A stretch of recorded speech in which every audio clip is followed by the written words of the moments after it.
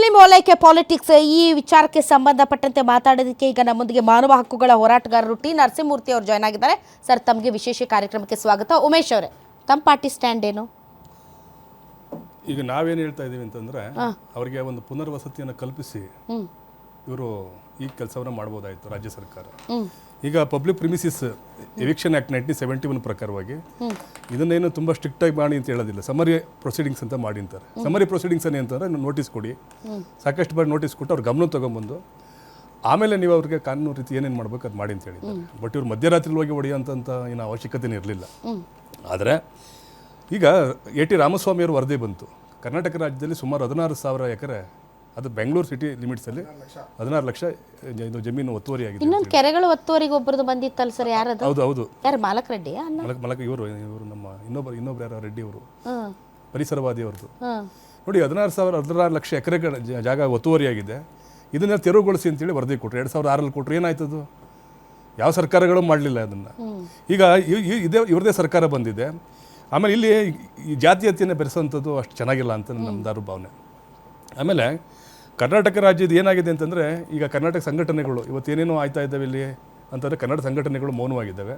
ಜೊತೆಗೆ ಇಲ್ಲಿ ಒಂದು ವಿಶೇಷ ಅಂತಂದರೆ, ಇಡೀ ಸರ್ಕಾರ ಒಂದು ಟ್ವೀಟಿಗೆ ತಲೆ ಬಗ್ಗಿಸೋದಲ್ಲ, ಡಬಲ್ ಸ್ಟ್ಯಾಂಡ್ ತೊಗೊಳ್ತಲ್ಲ, ಇದೊಂಥರ ವಿಶೇಷ ಅನ್ಸೋದಿಲ್ವಾ? ನಿಜಕ್ಕೂ ಕಾಂಗ್ರೆಸ್ ವೈಫಲ್ಯ ಅಂತ ಅನ್ನಿಸ್ತದೆ. ಇವರು ಎವಿಕ್ಷನ್ ಮಾಡಬೇಕಾದಂಥ ಇದ್ದಂಥ ಉತ್ಸಾಹ ಎವಿಕ್ಷನ್ ಮಾಡಾದಮೇಲೆ ಅಲ್ಲಿಂದ ಒಂದು ಟ್ವೀಟ್ ಬಂದಿದ್ದ ತಕ್ಷಣ ತನ್ನ ಸ್ಟ್ಯಾಂಡನ್ನು ಚೇಂಜ್ ಮಾಡ್ಕೋತಾರೆ. ACC ವೇಣುಗೋಪಾಲ್ ಅವರ ಟ್ವೀಟ್ ಇರ್ಬೋದು, ಅವರು ಕೇರಳ ಮುಖ್ಯಮಂತ್ರಿ ಅವರು ಇರ್ಬೋದು, ಅದಕ್ಕೆ ಇವ್ರು ಕಾರಣ ಕೊಡ್ತಾರೆ. ಗೋವಾದಲ್ಲಿ ನಮ್ಮ ಕನ್ನಡಿಗರಿಗಾಗಿರಲಿಲ್ವಾ, ಅವ್ರಿಗೆ ಪುನರ್ವಸತಿ ಕಲ್ಪಿಸಿಲ್ವ ಅಂತೇಳಿ. ನಾನು ಹೇಳಿದಕ್ಕೆ government has to take common yardstick. ಈಗ ಈ ಥರ ಅಕ್ರಮವಾಗಿ ಸರ್ಕಾರಿ ಜಾಗಗಳು ಇರೋಂಥವ್ರಿಗೆ ಸೆಕ್ಷನ್ 192A ಮತ್ತು 192B ಅಲ್ಲಿ ಕ್ರಿಮಿನಲ್ ಕೇಸ್ ಹಾಕ್ಬೋದು ಅಂತೇಳಿ ಕಾಯ್ದೆ ಇದೆ. ಮತ್ತು ಇದಕ್ಕೆ ಯಾಕೆ ಇವ್ರು ಕ್ರಮ ಜರುಗಿಸ್ತಿಲ್ಲ? ಏಕೈಕಿಗೆ ಅವ್ರನ್ನ ತೆರವುಗೊಳಿಸೋಂಥದ್ದು ಕಾನೂನು ಬಾಹಿರವಾಗಿ ಮಾಡೋಂಥದ್ದು ಏನಿತ್ತು ಅನ್ನೋ ಪ್ರಶ್ನೆ. ಈಗ ಇವತ್ತು CM ಒಂದು ಹೇಳಿದ್ದಾರೆ, ಏನಂತ, ಅವರಿಗೆ ಪುನರ್ವಸತಿಯನ್ನು ಕಲ್ಪಿಸ್ತೀವಿ ನಾವು ಆದಷ್ಟು ಬೇಗ, ಅವ್ರು ಯಾರಾಗಿರಲಿ ಅಂತೇಳಿ. ಇದು ಮತ ಬ್ಯಾಂಕಿಗೋಸ್ಕರವಾಗಿ ಇವರು ಸೃಷ್ಟಿ ಮಾಡ್ಕೊಂಡಿರೋಂಥ ಒಂದು ಡ್ರಾಮಾ ಅಂತೇಳಿ ನಾನು ಭಾವಿಸ್ತೀನಿ ಮೇಡಮ್. ಇದು JDS ಅವರು ಅದೇ ಲೈನಲ್ಲಿ ಮಾತಾಡ್ತೀರಾ? ಅಲ್ಲ, ನೀವು ಮುಸಲ್ಮಾನ್ ವಿರೋಧಿಗಳ? ಅಲ್ಲ, ನಾವು ಯಾರು ವಿರೋಧಿನೂ ಅಲ್ಲ. ನಮಗೆ ನಮ್ಮ ಮಾನವೀಯತೆಯನ್ನು ಭಾಳ ಮುಖ್ಯ. ಅವರಿಗೆ ಪುನರ್ವಸತಿಯನ್ನು ಕಲ್ಪಿಸಿ ಈ ಥರ ಒಂದು ಮಾಡಿದರೆ ಈ ಸಮಸ್ಯೆನೂ ಉದ್ಭವ ಆಯ್ತಿರಲಿಲ್ಲ. ಈ ಥರ ಅನೇಕ ಸಮಸ್ಯೆಗಳು ಬೆಂಗಳೂರು ಟೌನಲ್ಲಿ ಇದ್ದಾವೆ. ಮಾನ್ಯ ಉಪಮುಖ್ಯಮಂತ್ರಿಗಳು ಏನಂತ ಹೇಳಿದ್ದಾರೆ, ಬೆಂಗಳೂರು ಏನು ಕಸ ತೊಟ್ಟಿ ಮಾಡ್ಕೊಂಡಿದ್ದಾರೆ, ಗಾರ್ಬೇಜ್ ಸಿಟಿನ ಇದು ಅಲ್ವಲ್ಲ, ನಾವು ಒಳ್ಳೆ ಉದ್ದೇಶಕ್ಕೋಸ್ಕರ ಬಳಸ್ಕೊತಾ ಇದ್ದೀವಿ. ಅದು ಗಾರ್ಬೇಜ್ ಹಾಕೋದಕ್ಕೆ, ಅದು ಕೂಡ ಅದು ಲ್ಯಾಂಡ್, ಅಲ್ಲಿ ಗಾರ್ಬೇಜ್ ಹಾಕುವಂತಹ ಇದು, ಅದು ಅಲ್ಲಿ ವಾಸ ಮಾಡೋಕ್ಕೂ ಯೋಗ್ಯ ಅಲ್ಲ. ಅದು ಅಲ್ಲಿದ್ರೆ ತುಂಬಾ ಡೇಂಜರಸ್ ಮತ್ತು ಅನ್ಹೆಲ್ದಿ. ಹಾಗಾಗಿ ಅಲ್ಲಿಂದ ನಾವು ಕಮಿಷನ್ BBMP ಅಧಿಕಾರಿಗಳು, ಆರೋಗ್ಯ ಅಧಿಕಾರಿಗಳು, ಸಂಬಂಧಪಟ್ಟಂತ ಕಮಿಟಿ ಅಂತ ಇರ್ತದಲ್ಲಿ ಅವರೆಲ್ಲ ಪರಿಶೀಲನೆ ಮಾಡಾದ್ಮೇಲೆ ಈ ಕ್ರಮ ತಗೊಂಡಿದ್ದಾರೆ ಅಂತ ಹೇಳ್ತಾ ಇದ್ದಾರೆ. ಆದರೆ ಏಕಾಏಕಿ ಮಾಡಿದ್ದಾರೆ ಅಂತ 4 ಗಂಟೆಗೆ ಹೋಗಿದ್ದಾರೆ ಅಂತ ಅನ್ನೋದು ಅದು ಮೇಲ್ನೋಟಕ್ಕೆ ಅನಿಸ್ತದೆ. ಇದನ್ನ ಕಾನೂನು ಪ್ರಕಾರ ಇದನ್ನ ಮಾಡಬೇಕು. ಇದೊಂದೇ ಅಲ್ಲ, ಎಲ್ಲ ಯಾವುದೇ ಎನ್ಕ್ರೋಚ್ಮೆಂಟ್ ಆಗಿರಲಿ ಅದನ್ನ ತೆರವುಗೊಳಿಸ್ಲಿಕ್ಕೆ ಸರ್ಕಾರ ಬಡವ್ರ ಮೇಲೆ ಈ ತರ ಅಕ್ಕಿ ಪಿಕ್ಕಿ ಜನಾಂಗ ಈ ತರ ಇನ್ನು ಅಲೆಮಾರಿಗಳು ಅವ್ರಿಗೆ ಒಂದು ಸೂರು ಇರೋದಿಲ್ಲ ಪಾಪ. ಈಗ ಫಸ್ಟ್ ಎಲ್ಲ ಅಷ್ಟೊಂದು ಎಜುಕೇಶನ್ ಇರ್ತಿರಲಿಲ್ಲ, ಏನೋ ಒಂದು ಆ ಬಲೂನ್ ಮಾರೋದು, ಅದ್ ಮಾರೋದು, ಇದ್ ಮಾರೋದು ಓಡಾಡ್ಕೊಂಡಿರ್ತಿದ್ರು. ಇತ್ತೀಚೆಗೆ ಒಂದ್ ಸ್ವಲ್ಪ ನಾಗರಿಕತೆ ಅರಿವಾದ್ಮೇಲೆ ಏನ್ ಮಾಡ್ತಾರೆ, ಎಲ್ಲೋ ಒಂದ್ ಕಡೆ ನೆಲೆ ನಿಲ್ಬೇಕು ಅಂತ ಪ್ರಯತ್ನ ಮಾಡ್ತಾರೆ. ಖಾಲಿ ಇರೋ ಜಾಗದಲ್ಲಿ ಶೆಡ್ಗಳನ್ನ ಹಾಕೊಳ್ತಾರೆ, ಅದು ನಡೀತಾ ಇರುವಂತ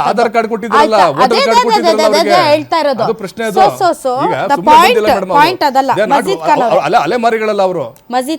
ಮಜೀದ್ ಖಾನ್ ಅವರೇ ಅವರು ಯಾರು ಬೇಸಿಕಲಿ ಅವರು ಜನ, ಅವರು ಅಂದರೆ ನಿರ್ಗತಿಕರ ಅಥವಾ ಭಾಳ ಜನ ಹೇಳೋರು, ಅವರು ಭಾಳಷ್ಟು ಜನ ಅಲ್ಲಿ ಭಿಕ್ಷೆ ಬಿಡೋರು ಇದ್ದಾರೆ. ಮತ್ತು ಅತ್ಯಂತ ಈ ಅಲೆಮಾರಿ ಜನಾಂಗಗಳು ಒಂದು ಕಡೆ ನೆಲೆ ನಿಲ್ಲದೆ ಇರೋರು ನೆಲೆ ನಿಲ್ಲಬೇಕು ಅಂತ ಹಾಕ್ಕೊಂಡಿರುವಂಥ ಶೆಡ್ಗಳು ಅಂತ. ಸೊ ಬೇಸಿಕಲಿ ಅವರು ಕೇರಳ ಮುಸ್ಲಿಮ್ಸ, ಬಾಂಗ್ಲಾದೇಶಿಯರ ಅದೇ ಥರದ್ದು ಇವಾಗೆಲ್ಲ ಹೋಗ್ತಾ ಇರೋದು ನ್ಯೂಸು. ಅವರು ಬಾಂಗ್ಲಾದೇಶಿಗರು, ಅವರು ಯಾರು ರೋಹಿಂಗ್ಯಾಗಳು, ಅವರು ಕೇರಳ ಮುಸ್ಲಿಮರು ಅಂತ. ಸೊ ಬೇಸಿಕಲಿ ಅಲ್ಲಿರೋ ಜನ ಯಾರು ಸರ್, ತಮ್ಮ ಮಾಹಿತಿ? ಇದರಲ್ಲಿ ಈಗ ಒಂದು ರಾಜಕೀಯವಾಗಿ ಇದಕ್ಕೊಂದು ಧರ್ಮದ ಲೇಪನ ಕೊಡುವಂತ ಬಹಳಷ್ಟು ಸಂಖ್ಯೆಯಲ್ಲಿ ಮುಸ್ಲಿಮರಿದ್ದಾರೆ ಅಂತ ಧರ್ಮದ ಲೇಪನ ಶುರುವಾಗಿದೆ. ನಾವು ವಾಸ್ತವ ವಿಚಾರಗಳನ್ನು ಬಿಟ್ಟು ಈಗ ಧರ್ಮದ ವಿಷಯಕ್ಕೆ ಬಂದು ಅಲ್ಲಿ ನಿಂತಿದ್ದೀವಿ. ಘಟನೆ ನಡೆದ ತಕ್ಷಣವೇ ಅಲ್ಲಿಯ ಸೋಷಿಯಲ್ ಡೆಮೊಕ್ರೆಟಿಕ್ ಪಾರ್ಟಿ ಆಫ್ ಇಂಡಿಯಾದ ಕಾರ್ಯಕರ್ತರು, ನಾಯಕರು 1-2 ಗಂಟೆ ಒಳಗೆ ಭೇಟಿ ಕೊಟ್ಟಿದ್ದಾರೆ. ಕೆಲವೊಂದು ಡಿಮಾಲಿಷನ್ ಮಾಡದ ರೀತಿಯಲ್ಲೆಲ್ಲ ಅಲ್ಲಿ ಪ್ರಯತ್ನ ಪಟ್ಟಿದ್ದುಂಟು. ಅಲ್ಲಿ ನಾವು ನೋಡಿದ ಹಾಗೆ ಅದನ್ನು ಇವತ್ತೇನು ಇದೊಂದು ಮುಸ್ಲಿಂ ರಾಜಕಾರಣ ಮಾಡ್ತಾ ಇದ್ದಾರಲ್ವ, ಪಿನರಾಯಿ ವಿಜಯನ್ ಬರ್ತಾ ಇದ್ದಾರೆ, ಆಮೇಲೆ ಕರ್ನಾಟಕದಿಂದಲೂ ಬೇರೆ ಬೇರೆ BJP ಕಡೆಯಿಂದಲೂ ಕೆಲವೊಂದು ಹೇಳಿಕೆಗಳು ಬರ್ತಾ ಇವೆ. ಅಲ್ಲಿರುವುದರಲ್ಲಿ 3,000 ಕುಟುಂಬಗಳಲ್ಲಿ ಹೆಚ್ಚು ಕಡಿಮೆ ಒಂದು 500-600 ಹಿಂದೂ ಕುಟುಂಬಗಳು ಕೂಡ ಇದೆ. ಅದನ್ನು ಮುಚ್ಚಿಟ್ಟು ಮಾಡತಕ್ಕಂಥ ಒಂದು ಕೆಲಸ ಇದನ್ನು ಮಾಡ್ತಾ ಇದ್ದಾರೆ ಇವರು. ಇದರಲ್ಲಿ BJP ಅವರಿಗೆ ಆಗಲಿ ಕಾಂಗ್ರೆಸ್ ಇಬ್ಬರಿಗೂ ಇದರಲ್ಲಿ ಮಾತನಾಡತಕ್ಕಂತಹ ನೈತಿಕತೆ ಇಲ್ಲ. ನಫರತ್ ಕಾ ಬಜಾರ್ ಮೇ ಮೊಹಬ್ಬತ್ ಕಾ ದುಕಾನ್ ಅಂತ ಹೇಳ್ಕೊಂಡು ಇವರು ಶುರು ಮಾಡಿದ್ರು. ದ್ವೇಷದ ಮಾರುಕಟ್ಟೆಯಲ್ಲಿ ಪ್ರೀತಿಯ ಅಂಗಡಿ ರಾಹುಲ್ ಗಾಂಧಿ ಅವರು ಇವರು ಶುರು ಮಾಡಿದ್ರು. ನಾನು ಕಾಂಗ್ರೆಸ್, ನಾವು ಕಾಂಗ್ರೆಸ್ ಅಂತ ಹೇಳಿದರು. 5 ಪಂಚ ಗ್ಯಾರಂಟಿಗಳನ್ನು ಕೊಟ್ಟರು. ಗೃಹಲಕ್ಷ್ಮಿಯಲ್ಲಿ 2,000 ಕೊಡ್ತೀವಿ ಅಂತ ಹೇಳಿದರು. ಇವತ್ತು ಲಕ್ಷ್ಮಿಯನ್ನೇ ಬೀದಿಗೆ ತಳ್ಳಿಬಿಟ್ಟಿದ್ದಾರೆ ಇವರು. ಲಕ್ಷ್ಮಿ ಬೀದಿಯಲ್ಲಿ ನಿಂತಿದ್ದಾಳೆ, ಮನೆ ಇಲ್ಲ. ಗೃಹಲಕ್ಷ್ಮಿಯನ್ನು ಮನೆಯವರಿಗೆ ಕೊಡುವಂಥದ್ದು, ಅವಳು ಬೀದಿಗೆ ಬಂದರೆ ಅಂತ ಪರಿಸ್ಥಿತಿ ಇವತ್ತು ಬಂದಿದೆ. ಇನ್ನೊಂದು ಇವರು ಹೇಳ್ತಾ ಇದ್ದಾರೆ BJP ಅವರು, ಅಲ್ಲಿ ಏನೋ ಬಾಂಗ್ಲಾದೇಶಿಗಳು ಅಕ್ರಮ ವಲಸಿಗರಂತೇಳಿ. ಇವರು ಕೂಡ ಅಧಿಕಾರದಲ್ಲಿದ್ದರು. ಇವರ ಅಧಿಕಾರದಲ್ಲಿರುವ ಇವರು ಮಾಡಬೇಕಿತ್ತು. ಇವತ್ತೇನು ಹೇಳ್ತಾ ಇದ್ದಾರೆ, ನಾವು ಅದಕ್ಕೆ ವಿರುದ್ಧ ಇದ್ದೇವೆ, ನೋಟಿಸ್ ಕೊಟ್ಟೇ ಮಾಡಬೇಕು ಅಂತ ಹೇಳ್ಕೊಂಡು ನೋಟಿಸ್ ಕೊಟ್ಟು ಮಾಡಬೇಕಂತ ಹೇಳಿದರು ವಕ್ತಾರರು. ಅವರಿಗೆ ಒಳ್ಳೆ ಗೌರವ ಕೊಟ್ಟುಕೊಂಡು ಹೇಳ್ತೀನಿ, ಉತ್ತರ ಪ್ರದೇಶದಲ್ಲಿ ಏನು ಮಾಡಿದರು?